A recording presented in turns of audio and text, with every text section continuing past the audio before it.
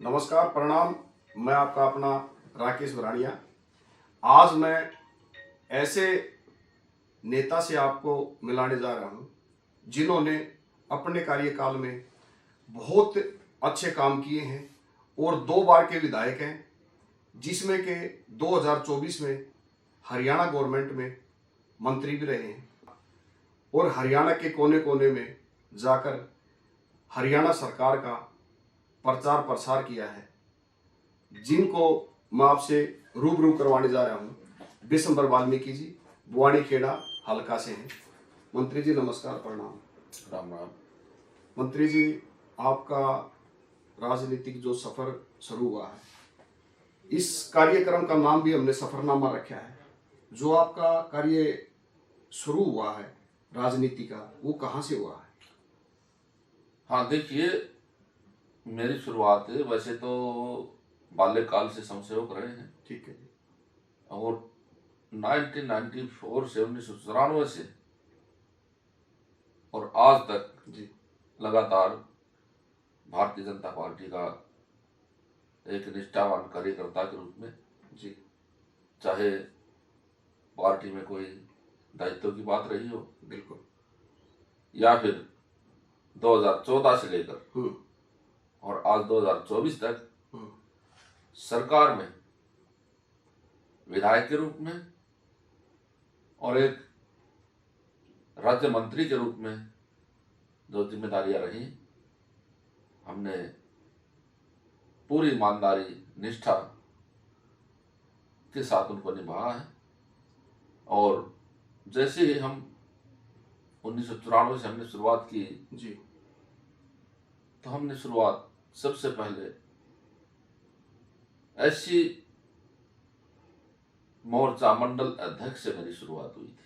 बहुत बढ़िया, हल्का से ही। जी, मंडल अध्यक्ष ऐसी मोर्चा से मेरी शुरुआत हुई। उसके बाद सहकारिता प्रकोष्ठ में स्वर्गीय श्री ओम प्रकाश मान जी के मार्गदर्शन में सहकारिता प्रकोष्ठ में जिला सचिव के पद पर जी हमने काम किया। युवा मोर्चे में भी मैंने काम किया प्रदेश कार्यकारिणी सदस्य के रूप में। जी किसान मोर्चा में भी मैंने जिला अध्यक्ष के पद पर रहते हुए काम किया। और अंत में एससी मोर्चा प्रदेश उपाध्यक्ष 2014 उस में वक्त आपकी जब मैंने टिकट मिला जी तो मेरे पास प्रदेश उपाध्यक्ष की जिम्मेदारी थी, उस पर मैंने काम किया। उस वक्त आपकी उम्र कितनी होगी जिस वक्त आप ऐसी मोर्चा के कार्यकर्ता थे? देखिए, उस समय ये मान के चलिए, आज हम अंदाजा लगाएं 1994 से लेकर के आज तक, यानी कि मोटा मोटा 30 साल लगा लो। 30 साल से ऊपर होता होगा मुझे लगता है। 30 साल लगा लो। तो वहाँ आज मेरे 54 साल 54 साल की 94 साल। हाँ जी हाँ जी। तो 24 साल के थे? 24 साल का था। हाँ, सीधा हो गया जी। 24 साल से शुरुआत हुई हमारी। वैसे शुरुआत तो उससे पहले हुई, लेकिन जिम्मेदारी जिस वक्त 23-24 साल का था मैं, उस समय मुझे दी गई। और जब से लेकर के हमने एक समर्पित कार्यकर्ता के रूप में काम किया, पार्टी में काम किया। अच्छा, शुरू से ही आप बीजेपी में रहे हैं? हाँ, मैं बाल्यकाल से स्वयंसेवक रहा हूँ जी। और कहीं भी कभी भी किसी भी पार्टी में नहीं रहा जी। क्योंकि हरियाणा में एक कहावत है। हाँ। मेरे से कोई पूछ लेता है और बात वो आज मैं आपको ही बता रहा हूँ जी। मुझे गुट्टी बीजेपी की दी गई। जब बच्चा पैदा होता है तो उसको गुट्टी दी जाती है, छठियाल की गुट्टी दी जाती है ना। तो मेरे तो खड़गपुर का बहुत बड़े गांव है, ठाकुर नसीब सिंह, पंडित नेकीराम शर्मा जी, स्वतंत्रता सेनानी हमारे रहे जी, उन गांव से मानता हूँ जी जी। और ठाकुर नसीब सिंह भी जनसंघ से विधायक रहे। हाँ जी, उन गांव से हूँ मैं। तो जनसंघी गांव मेरे खड़गपुर रहे हैं।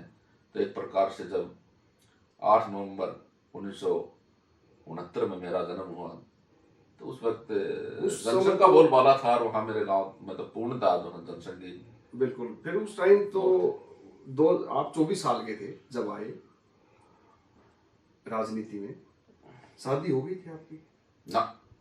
अच्छा, कवारे थे। हाँ, 24 साल। तो नेताजी, मैं आपसे एक सवाल और करूंगा। सवाल तो बहुत सारे हैं, करेंगे, लेकिन एक सवाल ये रहेगा मेरा। आप 2 बार के विधायक हैं वाणीखेड़ा से। विधायक के जो समय में जो आपका कार्यकाल रहा है, वो एक बार दर्शकों को जरूर बताओ। देखिए, मैं दर्शकों को बताना चाहूंगा आपके चैनल के माध्यम से जी, हम भारतीय जनता पार्टी के समर्पित सिपाही रहे हैं, आज भी हूँ। और जहाँ जहाँ भी पार्टी में रहते हुए दायित्व मिले, हमने बड़ी निष्ठा से निभाए। उसके बाद सरकार में जब 2014 में भारतीय जनता पार्टी की सरकार प्रदेश में बनी, तो मुझे सौभाग्य मिला हरियाणा विधानसभा जाने का। जी, माननीय मनोहर लाल जी के नेतृत्व में 5 साल खूब पूरे प्रदेश भर में, जी, एक मेरे वाणीखेड़ा में मनोहर लाल जी के नेतृत्व में पूरा 5 साल हरियाणा प्रदेश में बहुत सारे विकास कार्य हुए। जी, मेरे भी अपनी विधानसभा में बहुत सारे विकास कार्य करवाए। और उन विकास कार्यों को लेकर के जब 2019 में हम गए, तो फिर से दूसरी बार जनता ने हमें आशीर्वाद दिया। 2019 में जीत के आए। फिर अंत में मंत्री पद का टैग भी मुझे लगा 2024 में जी, अभी हाल ही में। हाँ जी, 6 महीने पहले। तो देखिए, आचार संहिता के दौरान हम मंत्री बने थे, लोकसभा चुनाव था। उसके बाद आचार संहिता हटी जी, हटने के बाद लगभग 51 दिन जी, 51 दिन हमें मिले। उसके बाद फिर विधानसभा चुनाव के लिए कोड ऑफ कंडक्ट लग गया। तो मैं ये मान के चलूंगा, मेरा मंत्री का पद का जो कार्यकाल रहा है मोटा मोटी 51 दिन का ही काम रहा है जी। तो हमने जो काम थे, पीछे के काम थे, उनको पूरा करने का काम किया। चाहे वो काम, मैं आपको मोटे मोटे काम गिनवा दूं एक बार आपके चैनल जरूर देखेंगे, और दर्शक उस पर उसको शेयर भी करें, कमेंट्स भी करके बताएंगे। बिल्कुल। और मैं एक बात और चैनल के माध्यम से बताऊंगा, कहना चाहूंगा दर्शकों को, भाई 10 साल के कार्यकाल में कोई मुझसे चूक हुई हो तो मैं उसके लिए माफी भी चाहूंगा। लेकिन मैंने अपने मर्जी से या जनता के आग्रह पर जो विकास कार्य हुए हैं, मुझे नहीं लगता कि जनता उनको नकारेगी। जैसे चौधरी बंसीलाल यूनिवर्सिटी की बात रही जी, हमने प्रेम नगर, मेरी विधानसभा का बहुत बड़ा गांव है, उस गांव ने निःशुल्क जमीन दी और वहां माननीय मनोहर लाल जी ने चौधरी बंसीलाल यूनिवर्सिटी का निर्माण करवाया जी। महिला कॉलेज बने वाणीखेड़ा में जी। उसके साथ साथ खरककला में भी एक महिला कॉलेज की घोषणा हुई, वो प्रोसेस में है, बनेगा वहां भी। चाहे हम सड़कों की बात करें, हाँ जी, पूरी विधानसभा में मुझे नहीं लगता कोई सड़क बची है। हमने पूरे प्रयास करके, चाहे वो भीड़ार की सड़क थी, चाहे वो मार्केटिंग बोर्ड की सड़कें थी, हमने ऐसे मानिए मनोहर लाल जी के कुशल शासन में कलिंगा गांव में जी, एक कलिंगा से सैपड़ तक का एक रास्ता, बहुत पुराना रास्ता जी, जो कि किसी की भी सरकार आई, किसी ने उसकी तरफ ध्यान नहीं दिया। और पिछले माननीय मनोहर लाल जी के कार्यकाल में उसको हमने बनवाया। माननीय मनोहर लाल जी का आशीर्वाद रहा, बहुत सारे काम उन्होंने करवाए जी। पानी की बात करूं, मैं बिजली की बात करूं जी, हमारे ही गांव में सब स्टेशन बना, पुर में बना, जमालपुर में बना। अब हम पब्लिक हेल्थ की बात करें, पानी की, खरक में भी एक बहुत बड़ा सेकंड वाटर वर्क्स बना करके, पंप हाउस बना करके पानी की समस्या को दूर करने का काम किया। मित्ताथल हेड पर पंप हाउस बना करके गुजरानी, पालवास, नाथवास इन गांवों को पानी देने का काम किया। और लगभग बड़े बड़े गांव जो कि महाग्राम योजना के अंतर्गत आए, उनको भी पास करके, जैसे तिगड़ाना है, धनाना है, बलियाड़ी है, खरक है, कलिंगा है, इन गांवों को महाग्राम में लेकर के वहां से, महाग्राम का मतलब होता है एक प्रकार से उस गांव में पूरा शहरीकरण, बिल्कुल जी बिल्कुल, छह शहर की तर्ज पर सीवर व्यवस्था है, पानी की है, बिजली की है, सड़कें हैं, नालियां हैं, यानी कि उसमें 5-6 गांव मेरे पास हो रखे हैं और कुछ के एस्टिमेट बाकी है, उसके जालिए हैं। अभी सरकार तीसरी बार नायब सैनी जी के नेतृत्व में, देखिए नायब सैनी जी ने कितना एक प्रकार से चमत्कार इस प्रदेश में हुआ है। आज तक 1952 से लेकर के हरियाणा प्रदेश में लगातार 2 बार से ज्यादा किसी की भी सरकार नहीं बिल्कुल जी बिल्कुल आती थी, लेकिन जब यहाँ माननीय मनोहर लाल जी के नेतृत्व में 2014 में सरकार आई और माननीय मनोहर लाल जी ने हरियाणा एक को लेकर के जो नारा दिया, सबका साथ सबका विकास, माननीय मोदी जी का नारा, हाँ एक नारा और था, बिना खर्ची और बिना पर्ची और खर्ची के, और सबसे अभी सैनी साहब ने करके भी दिखाया। हाँ बिल्कुल, बहुत तो अच्छा ये जो बेस था हरियाणा प्रदेश में, हाँ जी, वो माननीय मनोहर लाल जी ने बनाया जी, जिसका अंतिम व्यक्ति तक उसका लाभ मिला जी। तो उसी कारण से अभी 56 दिन का कार्यकाल हमारे यशस्वी मुख्यमंत्री नायब सैनी जी ने मिला जी, उसमें भी उसने बहुत सारे हैप्पी कार्ड योजना थी, 100 वर्ग गज के प्लाटों की रजिस्ट्रियां थी, बिल्कुल जी बिल्कुल, बहुत अच्छे कार्य किए, बहुत बढ़िया। और एक प्रकार से उनका स्वभाव एक ऐसा नायाब, जैसा नाम है नायाब वैसे वैसे काम भी है, बिल्कुल, और नायाब उनका जो हंसमुख चेहरा है जी, वो भी है। तो उससे बहुत एक प्रकार से प्रदेश में ये मैसेज अभी मुख्यमंत्री नायब सैनी जो मिला है प्रदेश को, बहुत ही अच्छा मिला है और इससे प्रभावित होकर सबसे बड़ी खुशी की बात तो ये है जी, आपकी सरकार 2024 में, हाँ, और उससे पहले सैनी साहब आए हैं, उस दौरान भी काम किए हैं, और उन्होंने एक घोषणा भी करी थी कि भाई दोबारा मुख्यमंत्री आऊंगा तभी मैं हरियाणा के नौजवानों को ये बहुत बड़ी खुशखबरी दूंगा कि भाई ज्वाइन करने से पहले, शपथ लेने से पहले मैं लिस्ट लगाऊंगा, और वो करके भी दिखाया। बिल्कुल सैनी साहब ने। देखिए जो बात नौकरियों की आपने छेड़ दी, जी जी, मैं उसको एक्सप्लेन करूं थोड़ा। बिल्कुल बताइए। हमने 1,40,000 के आसपास जी नौकरियां बिना पर्ची और खर्ची के, प्लस ये 24,000 ये जोड़ दो आप, यानी कि 1,60,000 के आसपास अभी तक की, आज तक की ये बिना और पर्ची खर्ची के नौकरियां जो मिली हैं जी। एक गरीब आदमी को नौकरी मिली है, एक रेहड़ी लगाने वाले को नौकरी मिली है, एक सब्जी बेचने वाले को नौकरी मिली है, एक मौची के बेटे को नौकरी मिली है जी, एक मजदूरी करने वाले के बेटे को नौकरी मिली है। एक अच्छा मैसेज पूरे प्रदेश में एक प्रकार से राम राज्य जी जैसे स्थापित हो गया, इस तरह से नौकरियां मिल रही हैं बिना पर्ची खर्ची के।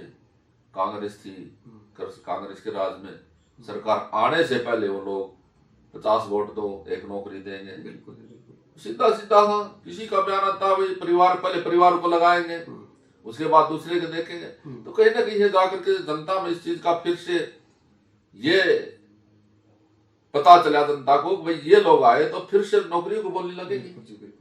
तो जनता ने करके भी दिखाया, जनता ने बताया कि भाई हमारे को दोबारा फिर बीजेपी हाँ चाहिए। तो इसमें क्या था, जनता में एक मैसेज भी था, कुशल शासन जो रहा है भारतीय जनता पार्टी का हरियाणा प्रदेश में जी, ऊपर में केंद्र में सरकार हमारी श्रीमान नरेंद्र मोदी जी के नेतृत्व में, तो एक प्रकार से केंद्र और प्रदेश में, मैं बीच में बात भूल गया था आपकी, 1952 से लेकर के जो आज तक का इतिहास बना है, कोई पार्टी आई है, भारतीय जनता पार्टी आई है तीसरी बार, नहीं तो 2 बार से आगे का कोई भी कभी भी कोई तीसरी बार पार्टी की सरकार नहीं बनी। नेताजी मेरा आपसे एक सवाल ये भी है, आप 2 बार के विधायक हो, विजेता हो, और उस दौरान आपको हरियाणा सरकार ने मंत्री पद के लिए भी चुना, तो तीसरी बार जब आपका टिकट का जो मसला था, वो आपको टिकट नहीं मिल पाई, उसका क्या कारण रहा है, एक बार दर्शकों को जरूर बताओ। देखिए, हमारे यहाँ उम्मीदवार कैंडिडेट कमल का फूल होता है जी। भारतीय जनता पार्टी हमारी माँ है जी। और माँ हम सब बेटे हैं। बिल्कुल जी। हमारे यहाँ कैंडिडेट कमल का फूल होता है, कमल का फूल जो भी लेके आता है उसको हम जिताते हैं जी। और हमने किया जी। हमने पूरे प्रदेश में जी। मात्र बवानीखेड़ा में ही नहीं, मैं लगभग 22-23 विधानसभाओं में स्वयं जाकर के आया हूँ जी। और डीएससी समाज का भी एक प्रकार से हमने 22 तारीख को जींद में एक बहुत बड़ा आयोजन किया जी। और मैं बड़ा सौभाग्यशाली अपने आप को मानता हूँ। मैं जहां जहां भी गया हूँ लगभग 5-6 सीटें वहां से जीत करके भी आए हैं लोग जी। चाहे हम बात करें जींद की, कृष्ण मिंडा के भी यहाँ गए हम, उसका अच्छा कार्यक्रम करवा वहां जी। मैं बात करूं सद की, योगेंद्र राणा जी को लाडवा में भी गए हैं। लाडवा भी मैं 3-4 दिन रहा हूँ, 2 कार्यक्रम वहां भी कराए मैंने मुख्यमंत्री जी को जिताने के लिए। हरविंदर कल्याण जी को जो है ना हमने गरौंडा में कार्यक्रम किया, उनको जिता। इंद्री से राम कुमार कश्यप जी को वहां से उनको जिता। हम अटेली में भी हमने टेलीफोन के माध्यम से लोगों को संदेश दिया। कहने का मतलब ये जहां जा गए आप वहां की सीटें आई है। और मेरी अपनी विधानसभा तो एक प्रकार से थी, उसमें हमने वहां से कपूर वाल्मीकि को ज्यादा से ज्यादा वोटों में वहां से विजय करके भेजा। और हरियाणा प्रदेश में नायब सैन जी के नेतृत्व में प्रचंड बहुमत से सरकार बनी तीसरी बार और तीसरी बार बनते ही नायब सैनी जी ने बहुत अच्छे से शुरुआत कैबिनेट जैसे पहली आई उसमें एक बहुत अच्छी शुरुआत।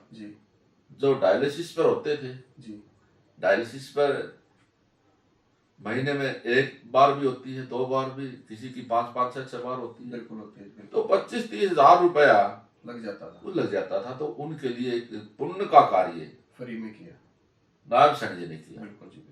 नेताजी, आपने एक बात बोली है कि डीएससी समाज के बारे में, जो आपने 22 सितंबर 2024 में एक जींद के अंदर, मैं तो उसको रैली नहीं कहूँगा, रैला कहूँगा, बहुत बड़ी तादाद में आपने डीएससी समाज के लोगों को इकट्ठा किया एक जगह, एक मंच पर। ये 1994 से चला आ रहा है ये मामला और आपने 22 सितंबर 2024 में इसको उठाया है। एक बार डीएससी के बारे में आप दर्शकों को जरूर बताओ, ये क्या मामला है और ये जो मामला है किन लोगों के लिए आप ये लड़ाई लड़ रहे हो। देखिए, 1994 का आपने जिक्र किया है राकेश जी। 1994 में चौधरी भजन लाल जी ने शेड्यूल कास्ट में 2 कैटेगरी बनाई थी जी, ए और बी। तो वो 2 कैटेगरी ए और बी थी, उनमें एक कैटेगरी में चमार भाई थे जी, एक कैटेगरी में वाल्मीकि दानकीय भाई थे। बिल्कुल। तो जो 20% हिस्सा है नौकरियों का जी, वो सारे का सारा 1994 से पहले वो लोग लेते थे। 94 में जैसे 2 कैटेगरी बनी तो 50-50 बट गया जी, 10-10%। उसमें हमारे समाज के बच्चे 1994 से लेकर 2004 तक जी बहुत सारे बच्चे लगे जी, क्लास 1B, 2B, 3B, 4, बहुत सारे बच्चे लगे जी। और 2004 में जब श्रीमान भूपेंद्र हुड्डा जी की सरकार आई जी, और उसमें जैसे ही सरकार बनी जी, तो उसमें शैलजा जी और हमारे फूलचंद मौलाना जी और उस वक्त जो करतार देवी जी थी कलानौर से, अब तो नहीं है, हाँ जी, वो चली गई, सरोवर सिधार गई जी।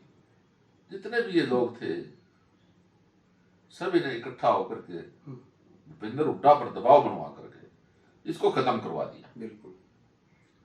और 2004 में जब ये खत्म हुआ, नौकरियों में आरक्षण की बात, हाँ जी, ये भी कोटा खत्म हुआ जी, तो प्रदेश में एक प्रकार से बहुत बड़ा बवाल उठा जी। तो जो ए कैटेगरी में आते थे, भीम सवार थे, महम थे, हाँ जी, वाल्मीकि नारायण, उन लोगों ने आंदोलन किए, एजिटेशन किए, धरने प्रदर्शन सब उन्होंने किया। हाँ जी, उसका कोई फायदा नहीं हुआ क्योंकि उन लोगों ने उसको लागू नहीं होने दिया। जी, लागू होने से उनका जो सारा का सारा माल वो खान लग रहे थे जी, और वो बटिया था। हाँ जी, तो एक प्रकार से उनको ये लगा भाई ये तो लेंगे दूसरा। हाँ जी, तो उन्होंने वो इकट्ठा रखा अपने पास भूपेंद्र हुड्डा जी को, एक प्रकार से ये बना के रखा उस पर दबाव कि इसको लागू नहीं करना जी। हम लोग फिर ये तो हमारे लोग थे एक कैटेगरी के, हाई कोर्ट गए, हाई कोर्ट में भी उसको उड़ा दिया गया। फिर मानी सुप्रीम कोर्ट में गए तो मानी सुप्रीम कोर्ट ने अभी 1 अगस्त 2024 को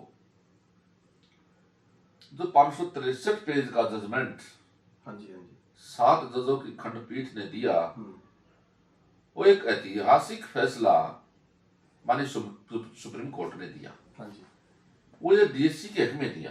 बिल्कुल। और ये डीएससी जो आपने पूछा, मैं इसके बारे में बताऊं, मानी मनोहर लाल जी ने ही जो ये पिछले उसमें कार्यकाल में जी, ये डीएससी जो शब्द है, डिप्राइव्ड शेड्यूल कास्ट, जी, डिप्राइव्ड का मतलब होता है वंचित, बिल्कुल जी, यानी अनुसूचित जाति में भी और अति पिछड़े वंचित जो रह गए जिनको लाभ नहीं मिला। हाँ जी, तो माननीय मनोहर लाल जी ने डीएससी शब्द का निर्माण किया जी, और मनोहर लाल जी ने दाखिलों में इसका प्रावधान करके उसकी घोषणा करके उसको लागू किया जी, जिस कारण से आज डीएससी समाज के बच्चों के अच्छे अच्छे कोर्सेज में एडमिशन होने लग रहे हैं। हाँ जी, 10 बच्चे तो ऐसे हैं जिनके एमबीबीएस में एडमिशन है डीएससी समाज के बच्चों के।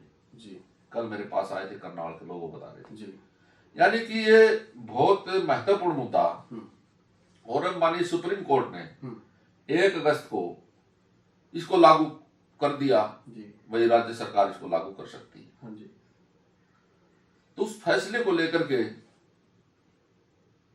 माननीय नायब सैनी जी बड़े गंभीर थे। हमने कैबिनेट में बात रखी, सीएम साहब ने अच्छे से बात करी, बिल्कुल, और सीएम साहब ने प्रेस भी करी, मीडिया में भी कहा हम इसको लागू करेंगे। वो अचानक 17 तारीख की जो हमारी कैबिनेट थी जी, 17 तारीख को कैबिनेट थी, 16 तारीख को आचार संहिता लग गई। बिल्कुल जी, बिल्कुल। लेकिन 17 को भी हमने इसको डिस्कस किया कैबिनेट में, लेकिन पाबंदियां थी चुनाव आयोग की, इसको हम घोषणा नहीं कर सकते थे, माननीय मुख्यमंत्री जी इसकी घोषणा नहीं कर सकते थे जी, और मन बना लिया था मुख्यमंत्री जी ने हम ही लागू करेंगे, तीसरी बार आए तो इसको हम लागू करेंगे, पूरा मन बना लिया था। उन्होंने मंच पर भी कहा था, सिमोरा में बहुत बड़ी जनसभा में कहा था मैं इसको लागू करूंगा। तो मुझे पूरा विश्वास भरोसा था इस बात को लेकर, तीसरी बार नायब सैनी जी बनेंगे तो ये डीएससी लागू होगा। और मैंने वही बात जींद में 22 सितंबर को रैली हुई डीएससी समाज की, हाँ जी, उनके सामने गई, भारतीय जनता पार्टी आई तो मैं आप लोगों की गारंटी लेता हूं मंच पर इसको लागू करवाएंगे। वो करवा दिया जी, पहले ही कलम से। बिल्कुल। 17 तारीख को जब शपथ समारोह था, हाँ जी, आदि कवि त्रिकालदर्शी सृष्टि रचयिता जी, महर्षि वाल्मीकि जी की जयंती पर शपथ समारोह हुआ। बिल्कुल जी, देश के प्रधानमंत्री श्रीमान नरेंद्र मोदी जी आए जी, 1 दर्जन से ज्यादा मुख्यमंत्री आए जी, कैबिनेट मिनिस्टर आए, बिल्कुल, केंद्रीय मंत्री आए, बिल्कुल, बहुत सारे। पंचकुला सेक्टर 5 में दशहरा ग्राउंड में महर्षि वाल्मीकि जयंती के अवसर पर ये समारोह हुआ और मुझे पूरा यकीन था अब ये महर्षि वाल्मीकि भगवान का जो आशीर्वाद हुआ है, तीसरी बार भी सरकार आई है, बिल्कुल, तो ये डीएससी भी लागू होगा। अगले ही दिन वो लागू कर दिया। माननीय मुख्यमंत्री जी ने कैबिनेट बुला करके पहली ही कलम से डीएससी समाज को नौकरियों में आरक्षण देंगे, पहली ही कलम से कर दिया जी, वो लागू कर दिया।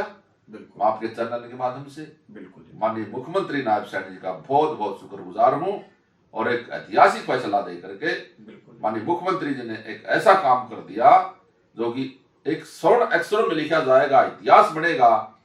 और मैं माननीय मुख्यमंत्री जी का युगों युगों तक मैं तो के पूरा डीएससी समाज ऋणी रहेगा। मैं आपका वही आपकी बात कर रहा हूँ। मैं ये आपने जो डीएससी का जो मुद्दा उठाया था, इतना बड़ा बलिदान आपने दिया डीएससी समाज के लिए, ये बहुत बड़ा भलाई का काम किया। क्योंकि आज सैनी साहब की सरकार ने 24,000 युवाओं को नौकरियां दी हैं और बहुत कुछ चूल्हा चाकी उनका चला है। तो ये बहुत बड़ी बात आपकी सरकार की, बहुत अच्छी बात है, बहुत ही सराहनीय है। इसमें कोई दो राय नहीं, कोई मिलावट नहीं है, बहुत ही गजब का कदम उठाया है। तो आप एक बार डीएससी के लिए जो आपने बलिदान दिया ना, वो बलिदान भी आपका सराहनीय है। देखिए, मैं इसके बारे में एक दो लाइन और बताऊंगा आपको। हम शुरू से हमने, जब हम कुछ भी नहीं थे, कार्यकर्ता थे, मन में तड़प थी। जैसे 1994 में हुआ तो एक उमंग जगी थी जी, भी समाज को कुछ न कुछ नौकरियों में प्रावधान हुआ है, नौकरियां मिलने लगी थी, समाज आगे बढ़ने लगा।